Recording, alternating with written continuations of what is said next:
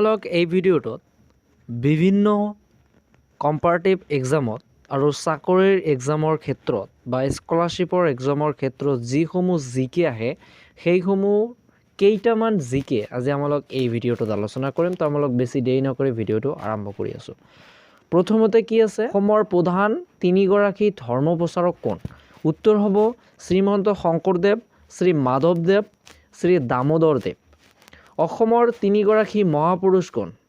মহাপুৰুষ শ্ৰীমন্ত শংকৰদেৱ, মহাপুৰুষ শ্ৰী মাধৱদেৱ, মহাপুৰুষ শ্ৰী দামোদৰদেৱ। এটা কথা মন কৰাচোন, প্ৰশ্নৰ উত্তৰ একেই, গতিকে অলপমান কেটাগৰীটো বেলেগ আছে। ইয়াত যিহেতু মহাপুৰুষ চাইছে, গতিকে মহাপুৰুষ সন্মুখত নিদিলে অলপমান বেয়া দেখায়, সেইকাৰণে মহাপুৰুষটো দি দিবা, ঠিক আছে। এইটো মই তোমালোকক বাৰ বাৰ কৈ কৈছোঁ যে এইটো ভালকৈ মন দি চাবা আৰু প্ৰশ্নৰ লগত উত্তৰটোৰ মিল ল'বলৈ চেষ্টা কৰিবা। মহাপুৰুষ শংকৰদেৱে ক'ত জন্মগ্ৰহণ কৰিছিল? এইটো বহুত কম্পাৰেটিভ এক্সামত অহা দেখা গৈছে, গতিকে এইটো অলপমান ভালকৈ মনত ৰাখা। আলিপুখুৰী বৰদোৱাত। মহাপুৰুষ শ্ৰী মাধৱদেৱে ক'ত জন্মগ্ৰহণ কৰিছিল? নাৰায়ণপুৰৰ লেটেকু পুখুৰীত। ৰামায়ণৰ কাহিনীৰ আধাৰত প্ৰথম অসমীয়া নাট ৰাম বিজয় কোনে ৰচনা কৰিছিল? মহাপুৰুষ শ্ৰীমন্ত শংকৰদেৱ। নামঘোষা কোনে ৰচনা কৰিছিল? মহাপুৰুষ শ্ৰী মাধৱদেৱ। অসমৰ প্ৰথম মহিলা ধৰ্মপ্ৰচাৰগৰাকী কোন আছিল? আই কনকলতা, অৰ্থাৎ শ্ৰীমন্ত শংকৰদেৱৰ নাতি বোৱাৰী। অসমীয়া গদ্য সাহিত্যৰ জন্মদাতা কোন? ভট্টদেৱ।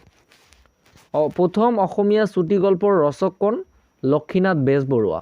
অসমৰ দুগৰাকী বীৰংগনা ৰমণী অৰ্থাৎ মহিষী নাৰী কোন? মূলা গাভৰু কনকলতা বৰুৱা, ঠিক আছে, ইয়াত বৰুৱা হ'ব।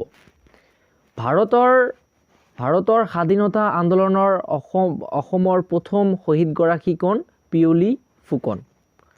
জ্ঞানপীঠ বঁটা লাভ কৰা অসমৰ প্ৰথম সাহিত্যগৰাকী কোন? এইটো মষ্ট ইম্পৰ্টেণ্ট এটা প্ৰশ্ন, গতিকে বহুত কেইবাৰ অহা দেখা গৈছে কম্পাৰেটিভ এক্সামত বা চাকৰিৰ এক্সামত বা স্কলাৰশ্বিপৰ এক্সামত, তোমালোকে দেখি ল'বা, ঠিক আছে। উত্তৰ ডক্টৰ বীৰেন্দ্ৰ কুমাৰ ভট্টাচাৰ্য মৃত্যুঞ্জয় উপন্যাসৰ বাবে 1979 চনত জ্ঞানপীঠ বঁটা লাভ কৰিছিল, ঠিক আছে। জ্ঞানপীঠ বঁটা লাভ কৰা অসমৰ প্ৰথম মহিলা সাহিত্যগৰাকী কোন? ডক্টৰ মামণি ৰয়ছম গোস্বামী বা ইন্দিৰা গোস্বামী। পদ্মশ্ৰী উপাধি পোৱা প্ৰথম অসমীয়া মহিলা কবিগৰাকী কোন? নলিনীবালা দেৱী। 1958 চনত পদ্মশ্ৰী বঁটা লাভ কৰে। সাহিত্য একাডেমী পুৰস্কাৰ পোৱা প্ৰথম অসমীয়া সাহিত্যিক কোন? যতীন্দ্ৰনাথ দুৱৰা। 1952 চনত প্ৰকাশিত বনফুল কবিতা পুথিৰ বাবে 1955 চনত। ৰামায়ণ অসমীয়া ভাষালৈ অনুবাদ কৰা প্ৰথম অসমীয়াগৰাকী কোন? মাধৱ কন্দলী। অসমৰ প্ৰথম সংবাদপত্ৰ কি? অৰুণোদয়। অসমৰ প্ৰথম মুখ্যমন্ত্ৰী কোন আছিল? ভাৰতৰত্ন গোপীনাথ বৰদলৈ। প্ৰথম অসমীয়া ৰাজ্যপাল কোন আছিল? বিষ্ণুৰাম মেধি। প্ৰথম অসমীয়া ৰাষ্ট্ৰপতি কোন আছিল? ফাৰুকুদ্দিন আলী আহমেদ। সৰ্বপ্ৰথম অসমীয়া বোলছবি কোনে নিৰ্মাণ কৰিছিল? ৰূপকোঁৱৰ জ্যোতিপ্ৰসাদ আগৰৱালাই। উচ্চতম ন্যায়ালয়ৰ প্ৰথম অসমীয়া বিচাৰপতি কোন আছিল? হলিৰাম ডেকা। ভাৰতৰ উচ্চতম ন্যায়ালয়ৰ প্ৰথম অসমীয়া ন্যায়াধীশ কোন আছিল? পাৰ্বতী কুমাৰ গোস্বামী। প্ৰথম অসমীয়া দৈনিক বাতৰি কাকত কি?